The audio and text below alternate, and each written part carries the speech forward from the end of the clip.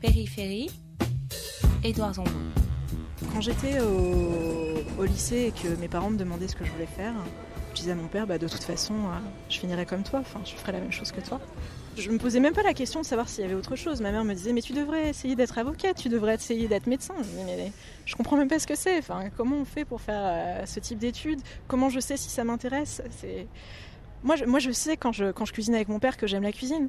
Comment je peux savoir que je vais aimer le métier de médecin, que je vais aimer le métier d'avocate? Je sais même pas ce que c'est. Alicia Cavidi, étudiante à l'ESSEC. J'étais limitée dans le sens où j'étais dans un très mauvais lycée et où la norme c'était pas forcément d'être un bon étudiant. Donc j'ai tout fait sauf étudier en fait. Je voyais même pas au-delà du lycée. Pour moi le brevet c'était déjà le meilleur diplôme dans ma famille. Donc pour moi le bac c'était déjà la consécration. Après le bac, en fait je voyais même pas ce qu'il y avait au-delà. C'est comme si tout était flou, comme si j'avais aucune idée de ce qu'il pouvait y avoir après. Et il y a un sentiment en fait de vraiment être perdu dans un océan, en fait, quelque chose qui est vraiment trop grand et qu'on peut pas du tout comprendre. Après le bac que j'ai eu, donc j'ai arrêté l'école et j'ai commencé à travailler. J'ai voulu reprendre mes études et j'ai rencontré une dame à ce moment-là qui travaillait dans mon université, qui connaissait un programme qui préparait les étudiants aux grandes écoles de commerce. Je lui ai dit que c'était mort, que je n'irais pas. Parce que j'avais tout un tas d'a priori en fait, vis-à-vis des écoles de commerce, de l'univers, des personnes qui y étaient. Et finalement aussi un gros complexe en fait, d'infériorité. Je me sentais vraiment... il y a vraiment toute cette autocensure que je ne percevais pas et que... je me disais, mais pourquoi je vais aller dans un truc où les gens sont beaucoup plus intelligents que moi, où ils sont beaucoup plus cultivés, où moi, finalement, je me sentirais mal parce que j'ai pas ma place, en fait, dans cet endroit-là. Quand je regarde un peu le parcours que j'avais durant mes années de primaire, collège et même lycée, j'étais assez bon élève, très sérieux. Pour autant, j'étais pas quelqu'un avec une grande ambition, tout simplement parce que j'avais pas de modèle autour de moi sur lesquels j'aurais pu m'appuyer et essayer de voir un peu plus grand que ce que je voulais au début. Je dirais que c'est surtout aussi les profs au premier abord qui m'ont poussé, qui m'ont encouragé à aller plus loin, qui m'ont aidé aussi un peu à prendre confiance en moi et à essayer de viser des filières d'excellence. Et c'est dans ce cadre-là que j'ai rejoint, après l'obtention de mon bac, une classe préparatoire pour préparer les concours des grandes écoles. Morad, 26 ans, je suis issu du nord de la France, dans une ville qui s'appelle Dunkerque. C'est un bel héritage que j'ai. Et je veux pas le perdre, je veux le faire fructifier, je veux en parler tout autour de moi, de ce parcours et d'où je viens. Quand j'ai intégré cette prépa, je m'en souviens très bien, j'avais énormément de craintes.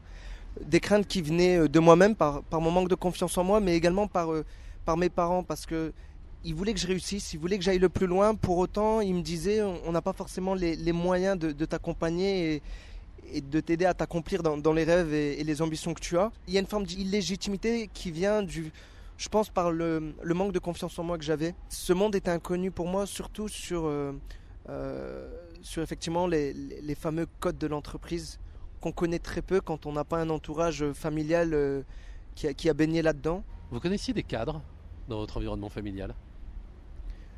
Non, pas du tout. Aucun de mes frères et sœurs est cadre à l'heure actuelle. Mes parents ne le sont pas non plus, ils sont issus du milieu ouvrier. Donc non. Le fait de rentrer en école de commerce, pour vous, c'était terra incognita. Vous alliez voir des martiens, quoi.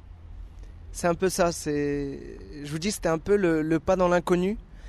Et je m'étais dit, finalement, le premier pas dans l'inconnu, ça a été de me lancer dans cette classe prépa, où seul moi comprenais un peu ce que je faisais. Mes parents n'avaient aucune idée de à quoi ça servait la classe préparatoire, à quoi ça allait me mener.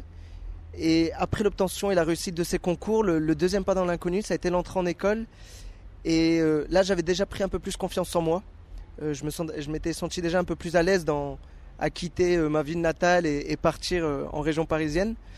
Pour autant, mes parents avaient toujours les mêmes craintes et même tout le temps la même ambition de me voir réussir. Comment vous leur racontez votre métier d'aujourd'hui à vos parents ?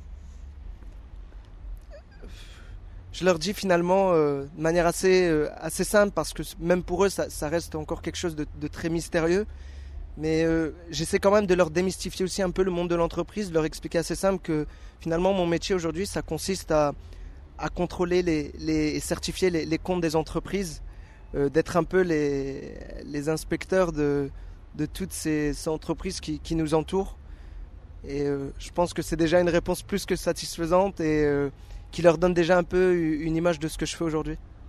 La vraie inégalité que vous avez franchie, c'est celle du champ des possibles, celle de ce que vous aviez le droit d'imaginer quand vous étiez petit. Je ne sais pas si je l'ai totalement franchi finalement, parce que je me rends compte que aujourd'hui, même en entreprise, j'ai pas terminé d'apprendre, j'en suis pas arrivé à avoir totalement confiance en moi, parce que même en entreprise, d'autres barrières se présentent. Il faut essayer de les ouvrir petit à petit. Et si le champ des possibles, en tout cas, a commencé à s'ouvrir et m'a permis d'avoir confiance en moi, c'est surtout justement à partir de ces premières rencontres que j'ai pu faire, notamment en classe préparatoire, auprès de mes professeurs. Vous vous êtes senti stigmatisé ou assigné dans votre parcours scolaire?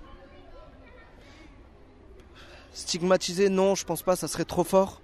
En revanche, je pense que, ne serait-ce qu'à travers déjà les premiers établissements dans lesquels j'ai suivi ma scolarité, on l'est déjà un peu, parce que on va dans son école de quartier, on va dans son collège de quartier. Finalement, on retrouve un public qui nous ressemble, où ce sont tous des gens issus des quartiers populaires. On est, je dirais, stigmatisé de manière indirecte par l'endroit où on va étudier. C'est encore une réalité aujourd'hui. Périphérie. Périphérie.fr. Avant de rencontrer Passeport Avenir, j'avais tendance à penser que tout ce qui m'avait construite, c'était des choses négatives. Le fait de venir d'un milieu modeste, le fait d'avoir des parents qui ne parlent pas forcément français, le fait d'avoir été dans un mauvais lycée. Et en fait, aujourd'hui, je le vois plutôt comme une chance, parce que ça m'a ouvert sur d'autres choses. Je connais des choses peut-être que d'autres personnes ne connaissent pas. À l'ESSEC, je vois qu'il y a des gens qui sont curieux, qui veulent savoir. Ce qui a vraiment changé, c'est que je vois ces choses-là comme étant des atouts et pas comme des faiblesses. Vous êtes devenu un contre-exemple de quelque chose? Je ne sais pas si si je suis un contre-exemple de quelque chose, mais je pense que je suis l'exemple du fait qu'on peut réussir en fait en étant différent, et qu'au contraire c'est un atout, et c'est même au-delà du fait d'être un atout, c'est quelque chose que certaines entreprises et que certaines écoles mettent en valeur et recherchent en fait. Elles essaient justement de diversifier leur profil, d'avoir des nouvelles types de personnalités, des nouvelles types de personnes au sein de leurs effectifs qui reflètent en fait des valeurs différentes, qui reflètent des univers différents, pour justement pouvoir ouvrir le champ des possibles. Je m'imaginais pas du tout aller dans une école de commerce. Je pensais que j'avais à la fois des moyens limités en termes d'intellect et des moyens limités financiers. Aujourd'hui, je me rends compte que c'était plus financier qu'intellectuel finalement. Passeport Avenir, c'est des passeurs de frontières sociales? Pour moi, c'est tout à fait ça. C'est exactement ça. Ils ne nous demandent pas de faire des grandes études, ils ne nous demandent pas forcément d'aller dans les meilleures écoles. Ils nous demandent juste de voir le champ des possibles et de choisir ce qui peut être fait pour nous, pour qu'on soit bien dans notre vie. On n'a absolument pas idée de ce qu'on vaut et de ce dont on est capable en fait.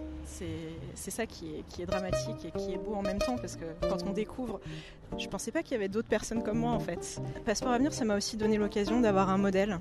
C'est-à-dire qu'en fait, comme c'est du tutorat par des cadres d'entreprise, on a des personnes avec nous qui nous accompagnent, qui ont fait des études, qui comprennent ce que sont les enjeux de l'entreprise et qui peuvent nous expliquer les choses. Qu'est-ce que ça veut dire réussir? Réussir, c'est être à une place où on se sent bien. Pour moi, c'est vraiment pas faire les meilleures études, c'est juste d'être à un endroit dans la société qui nous convient et où on est parce qu'on l'a choisi et pas parce que quelqu'un d'autre l'a choisi pour nous.